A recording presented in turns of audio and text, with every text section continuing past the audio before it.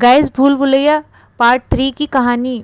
Part 3 में कहानी के तार 200 साल पहले जुड़े हुए दर्शाए गए हैं। रक्त घाट की शाही वंशज मीरा यानी कि तृप्ति डिमरी वर्तमान समय में रूहान उर्फ रूह बाबा कार्तिक आर्यन को ब्लैकमेल करके अपने पुरखों की हवेली में चलने को मजबूर करती है, ताकि रूह बाबा स्थापित हवेली को मंजूलिका की खौफनाक आत्मा से मुक्त कर सके और मीरा का परिवार खुशहाल जिंदगी जी सके। एक लंबे अरसे से मंजूलिका के खौफ के कारण उसका शाही परिवार तवेले में रहकर आवाव भरी जिंदगी जीने को मजबूर है।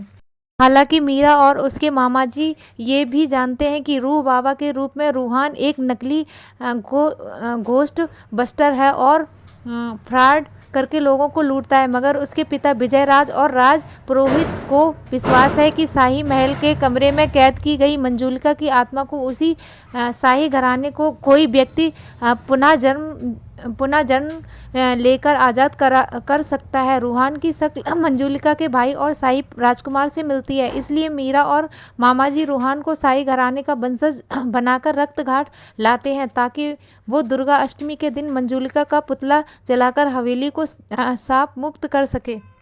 मंजूलिका को 200 साल पहले महाराज ने दंडित करने के लिए जिंदा जलवा दिया था। उसी के जलाए जाने के बाद ये राज भी दफन हो गया था। मंजूलिका कौन थी? मीरा का परिवार स्थापित हवेली को बेचने की फिराक में है। इस चक्कर में हवेली में पुरातत्व विभाग की विद्या बालन और राजसी घराने की रानी माधुरी दीक्षित का आगमन होता है। उसके बाद हवेली में अजीबोगरीब डरावनी घटनाएं शुरू हो जाती हैं, जो मंजूलिका की असलियत को और ज़्यादा उलझा देती है। क्या हवेली मंजूलिका के शाप से मुक्त हो पाती है? असल में मंजूलिका कौन है, यही कहानी का सबसे बड़ा ट्विस्ट है।